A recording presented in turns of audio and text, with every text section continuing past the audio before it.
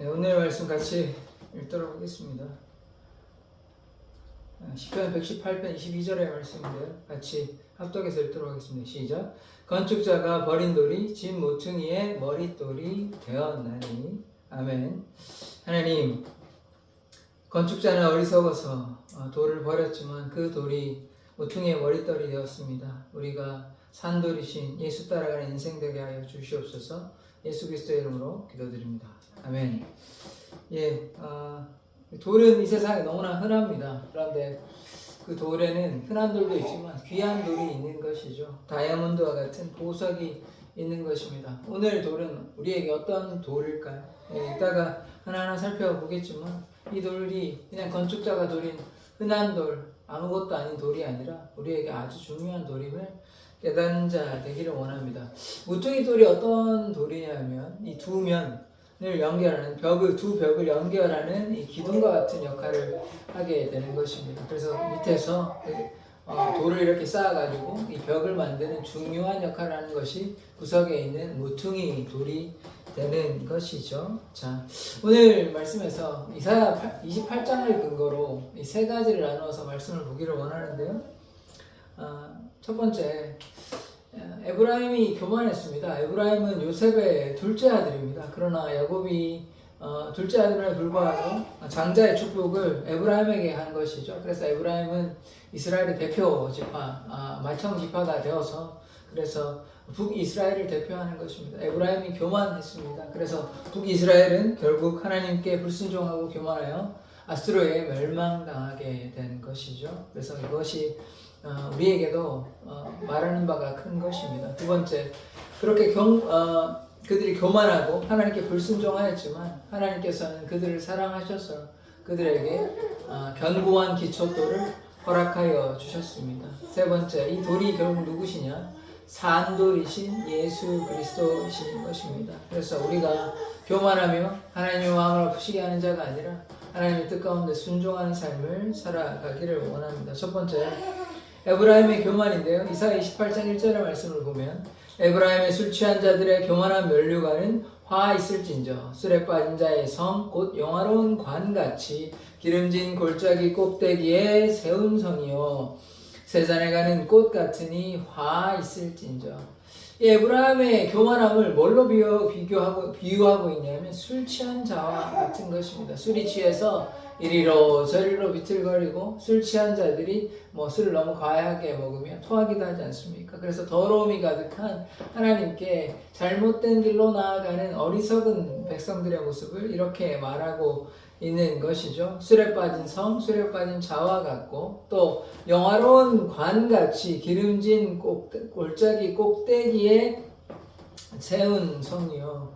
기름진 골짜기 꼭대기는 이게 나쁜 건 아니지만 이들이 스스로 그렇게 생각하고 교만히 생각한다는 것이죠. 그런데 이것이 결코 좋은 것이 아닙니다. 쇠잔에 간다는 것이죠. 그래서 시든 꽃과 같이 된다는 것입니다.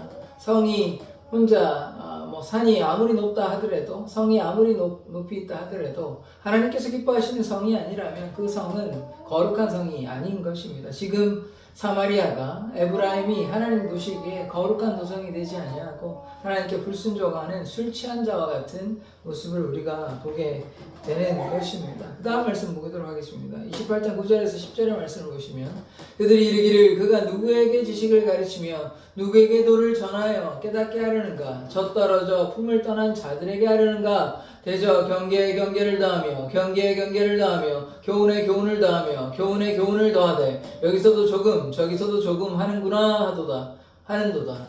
이 말씀을 보면 우리가 잘 이해를 해야 하는 것입니다. 그 북이스라엘의 지도자들이 이사야 선지자의 말을 듣고 감히 누구에게 이것을 가르치냐고 오히려 반문하고 있는 것이죠. 그래서 이들을 자신을 이렇게 비유해서 이야기합니다. 우리가 젖떨어져 가는 젖을 땐 어린아이와 같으냐? 왜 우리를 아이와 같이 취급하냐고 오히려 이사야에게 따지고 있는 것입니다. 얼마나 교만한 모습입니까? 그들의 우상숭배와 그들의 불순종으로 말미암아 하나님이 진노하셔서 이사야를 통해 그들에게 경고하고 있지만 회개하기는커녕 이사야 네가 나를 애 취급하느냐, 어린아이 취급하느냐고 오히려 따지고 있는 것입니다. 10절에 보시면 경계에 경계를 더하며 또 경계에 경계를 더하며 같은 말이 반복되고 있는데 이 말씀은 뭐 경계를 더하고 교훈을 더한다는 말이 결코 아닌 것입니다.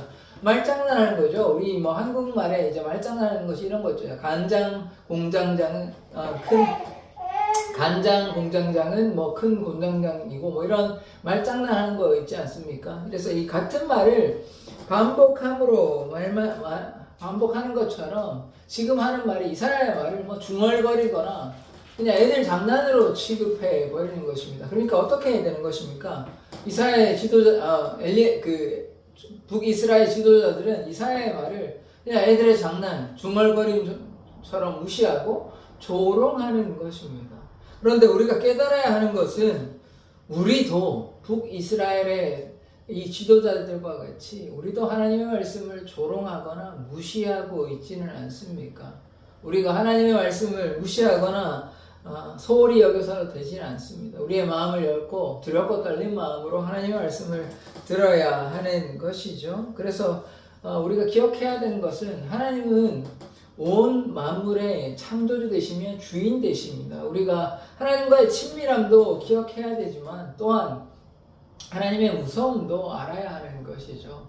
어린아이가 응석바지가 되어서는 안 되는 것입니다. 부모가 아이의 잘못하는 것을 꾸중하고 혼내고 그렇게 바른 길로 인도하여야 되는 것이지 그냥 이런 것을 해도 저런 것을 해도 부모님의 얼굴을 만지고 때리고 머리를 잡아당겨도 그저 이쁘다고만 하면 안 되는 것입니다. 마찬가지로 우리도 하나님의 자녀로서 하나님께 마땅히 갖추어야 할 예의가 있는 것입니다. 그 예의는 무엇입니까?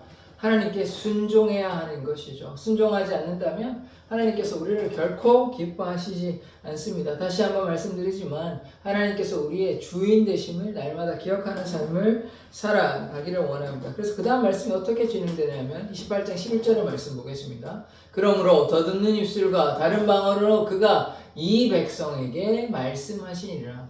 이 말씀은 뭐냐면 하나님께서 그들의 조롱을 다시 갚아주시는 것입니다. 조롱하는 말을 듣고 하나님께서 얼마나 속이 상하시고 노하셨겠습니까? 그래서 더듬는 입술, 아까 교훈에 교훈을 다한다 이 말장난 같은 그렇게 받아들이는 그들을 향해 이 더듬는 입술 그리고 다른 방언으로 결국 다른 언어로 그들에게 말씀하신다는 것인데 이 말씀은 뭐냐면 그냥 뭐 말장난처럼 하나님께서 다른 이스라엘을 통해서 다시 대답해 주시겠다 이런 뜻이 결코 아닙니다. 이 말씀은 뭐냐면 북이스라엘이 아수르에게 망합니다. 아수르는 어떤 나라입니까? 다른 큰 강대국입니다. 근데 그 나라의 언어가 다른 것이죠. 그 나라의 언어가 우리에게 들리기에는 중얼거림이나 더듬는 입술로 들리는 것입니다. 마치 프랑스어와 같이 혹은 뭐 태국어나 같은 그런 말로 우리에게 들리는 것이죠. 그냥 중얼중얼 되는 것처럼 들립니다. 그런데 그냥 말로 끝나는 것이 아니라 아수르가 북이스라엘에 쳐들어와서 그 나라를 심판하시겠다는 하나님의 무서운 경고의 말씀이고 이 경고의 말씀을 듣고 이들이 회개하지 않았기 때문에 이 말씀이 그대로 실현이 되어서 그들은 망하게 되었습니다. 그래서 우리는 어떠합니까? 하나님의 말씀을 무시하거나 조롱하여서는 결코 안 되는 것입니다. 하나님의 말씀을 듣고 두렵고 떨림으로 하나님께 순종하는 자 되기를 원합니다. 그러나 이사야 28장의 말씀은 그저 무서운 경고로만 끝나지 않습니다. 하나님께서 우리에게 견고한 기초돌을 허락해 주시는 것입니다. 이사야 28장 16절의 말씀을 보겠습니다. 그러므로 주 여호와께서 이같이 이르시되 보라 내가 한 돌을 시온에 두어 기초를 삼았노니 곧 시험한 돌이요 귀하고 견고한 기초돌이라 그것을 믿는 일은 다급하게 되지 아니하리로다. 아멘. 이 보시면 여호와께서 그냥 심판으로 그들의 멸망으로 끝나는 게 아닙니다. 하나님께서 우리에게 은혜를 베풀어 주시는데 뭐를 주시냐면 시온의 견고한 기초돌을 허락하여 주십니다. 하나님께서 이 시온의 회복을 허락하여 주시고 하나님께서 피난처가 되셔서 우리에게 은혜를 베풀어 주신다는 것이죠. 그런데 이 기초돌은 시험한 돌이죠. 우리가 쉽게 이해한다면 국가공인으로 품질의 보증을 받은 돌이라는 것입니다. 다른 말로 하나님께서 인정하시는 하나님께서 기뻐하시는 돌이라는 것이죠. 기초가 튼튼해야 집이 설 수 있습니다. 모래 위에 지은 집은 무너지게 되지만 견고한 구원의 반석 위에 집을 세운다면, 반석 위에 집을 세운다면 그 집은 결코 무너지지 않는 것입니다. 그러면 이 반석은 누구시겠습니까? 우리가 예수 위에 집을 잘 지어야 하는 것입니다. 우리의 욕심대로, 우리의 생각대로, 우리의 마음대로 집을 짓는다면 모래 위에 지은 집과 같이 무너지기 마련입니다. 그러나 하나님의 은혜 가운데 거하고 말씀 안에 거하고 하나님의 그 은혜 가운데서 구원의 반석 예수 위에 집을 짓는다면 결코 무너지게 되지 않는 것이죠. 또한 믿는 이는 다급하게 되지 아니한다고 합니다. 전쟁의 위기가 쳐들어오면 전쟁의 소식이 나팔수로 통해 들려옵니다. 그런데 이들은 우왕좌왕되며 주위에 있는 나라들에게 도움을 의지합니다. 아람에게 요청하고 또 애굽에게 요청합니다. 그러나 그들의 노력은 헛수고가 됩니다. 그들이 감히 하나님을 대적할 수는 없는 것이죠. 이들이 아수르가 쳐들어온 것은 그저 강대국이 약한 나라를 쳐들어온 게 아닌 것입니다. 하나님의 심판이기 때문에 그들이 이 심판을 피할 수 없는 것입니다. 그들이 하나님을 의지하고 우상 숭배하지 않았다면 하나님께서 그들을 돌보아 주셨겠지만 이들이 하나님을 의지하지 아니하고 우상 숭배하며 하나님께 불순종하고 심지어 선지자 이사야의 말을, 경고의 말을 듣지 아니하고 회개하지 않았기 때문에 그들의 마음은 너무나 다급하게 되는 것입니다. 그러나 하나님을 믿으면 남은 자에게 구원이 있고 또한 다급하지 아니하고 평안을 누릴 수 있게 되는 것입니다. 그래서 우리가 세상의 일로 분주한 것이 아니라 염려와 걱정으로 괴로워하는 것이 아니라 하나님을 믿고 신뢰할 때 우리에게 참된 평안이 있음을 고백합니다. 그래서 아람 군대를 의지하지 마시고 애국 군대를 의지하지 마시고 하나님의 군대, 하나님의 나라를 사모하고 나아가십시오. 대장 되신 예수께서 우리의 인생을 책임져 주시는 것입니다. 마지막 말씀입니다. 산돌이신 예수, 모퉁이 돌이신데요. 시편 118편 22절의 말씀입니다. 건축자가 버린 돌이 진 모퉁이의 머릿돌이 되었나니. 이 일꾼은 너무나 어리석어서 이 돌이 얼마나 소중한지 모르고 버려버렸습니다. 그러나 그 돌이 다이아몬드보다 더 귀한, 존귀한 돌인 것입니다. 그래서 그 버린 돌이 무엇이 되었냐? 집에 모퉁이돌, 집에 모퉁이의 머릿돌이 된 것입니다. 우리는 예수님을 소중하게 생각하는 것입니까? 교회를 떠나면 그 돌이 마치 내 것이 아니냐 버려버리지는 않습니까? 우리가 날마다 말씀과 기도로 하나님께 나아가십시오. 그저 일주일의 삶을 돌을 내팽개친 채 내 마음대로 살아가다가 이제 예배 드리러 와야 되니까 이제 돌을 챙겨서 나오는 것이 아니라 날마다 산돌이신 예수와 함께하는 삶을 살아가기를 원합니다. 예수님께서 우리를 위해 십자가에 피 흘려 죽으셨습니다. 건축자가 버린 것처럼 이스라엘 백성이 예수님을 몰라보고 십자가에 못 박았습니다. 예수님은 십자가에 모진 고난 당하시고 우리를 위해 피 흘려 죽으셨습니다. 그러나 그분은 그저 버린 돌이 되시는 것이 아니라 죽으시고 부활하신 전능하신 하나님임을 기억하십시오. 그래서 예수님에게 소홀히 하거나 하나님을 가벼이 여기는 자가 아니라 하나님을 마음과 뜻을 다해 사랑하는 자 되기를 원합니다. 산돌이신 예수 앞에 나오십시오. 그러할 때 우리에게 구원이 있는 것입니다. 베드로전서 2장 4절의 말씀을 보도록 하겠습니다. 사람에게는 버림받았으나 하나님께는 택하심을 입은 보배로운 산돌이신 예수께 나아가. 아까 건축자처럼 우리들은 이스라엘 백성들은 예수님을 버렸습니다. 그러나 그 예수님이 보배롭고 산돌이 되십니다. 그러므로 산돌이신 보배로우신 예수님 앞에 나오십시오. 감추인 보화를 산 그 농부처럼 우리가 이 감추인 보화를, 이 산돌이신 보석 대신 보배로우신 예수님을 소중히 여기십시오. 그저 내팽개치거나 버리지 마십시오. 그러하면 여러분의 인생이 고난 가운데 방황하게 될 것입니다. 그러나 그 돌을 소중히 여기고 함께 한다면, 그 구원의 반석 위에 집을 짓는다면 여러분의 집은 결코 무너지지 않게 되는 것입니다. 자, 마지막 말씀인데요. 이사야 28장 24절에서 25절까지의 말씀입니다. 파정하려고 가는 자가 어찌 쉬지 않고 갈기만 하겠느냐? 자기 땅을 개간하며 고르게만 하겠느냐? 지면을 이미 평평히 하였으면 소의 양을 뿌리며 대의 양을 뿌리며 소맥을 준준히 심으며 대맥을 정한 곳에 심으며 귀리를 그가에 심지 아니하겠느냐.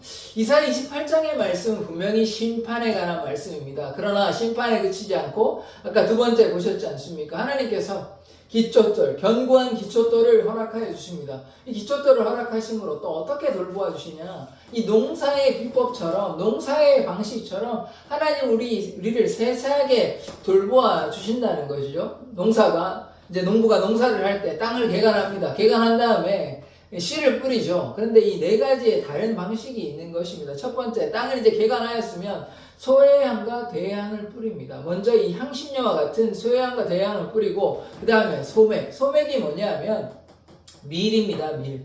소맥을 줄줄이 심고 그 다음에 대맥, 보리입니다. 보리를 정한 곳에 심고, 그러니까 첫 번째는 뿌리죠. 그 다음에 향신료를 대향, 소해향, 대향을 뿌리고 두 번째 밀을 줄줄이 뿌립니다. 줄줄이 심습니다. 그 다음에 대맥, 보리를 정한 곳에 심습니다. 마지막으로 귀리는 가장자리에 심는 것이죠. 그래서 이것이 순서가 있고 정한 방식이 있다는 것입니다. 그러면 하나님께서 왜 이 말씀을 이사야를 통해 하시냐? 하나님께서 심판하시고 또 기초도를 허락하시는데 우리를 이렇게 세세한 방식으로 질서대로 우리를 돌보아 주신다는 것입니다. 하나님께서 우리의 상황과 형편과 처지를 너무나 잘 알고 계십니다. 그래서 하나님께서 우리를 이렇게 우리의 형질대로 우리의 성격대로 주님께서 우리를 다 아시고 돌보아 주심을 믿습니다. 자, 오늘의 말씀을 정리하기를 원합니다. 첫 번째, 에브라임의 교만을 보았습니다. 우리는 에브라임처럼 교만한 자 되지 않아야 됩니다. 우상 숭배하지 않아야 됩니다. 또한 그들은 하나님의 선지자 이사야를 조롱하고 무시하였습니다. 우리는 하나님의 말씀을 무시하거나 조롱하는 것이 아니라 하나님 말씀을 듣고 청종하는 자 되기를 원합니다. 그러면 하나님께서 우리에게 무엇을 허락하여 주십니까? 견고한 기초돌을 허락하여 주십니다. 그래서 우리가 결코 무너지지 않게 되는 것이죠. 이 돌이 누구십니까? 산돌이신 모퉁이돌 대신 예수 그리스도이신 것입니다. 그래서 우리가 예수 그리스도 안에 살아가기를 원합니다. 믿음의 반석 위에 집을 짓는 자 되기를 원합니다. 주님께서 우리들의 삶을 이끄시고 도와주십니다. 기도하겠습니다. 하나님, 새롭고 산 길이 되시고 보배롭고 산돌이 되신 우리가 예수를 믿고 따라가는 자 되기를 원합니다. 하나님의 말씀을 듣고 무시하거나 조롱하는 자 되지 않게 하여 주시고 이 산돌 대신 예수 앞에 나아가며 집을 잘 짓는 자, 하나님의 나라를 위해 헌신하는 삶을 살아가게 하여 주시옵소서. 감사드리며 예수 그리스도 이름으로 기도드립니다. 아멘.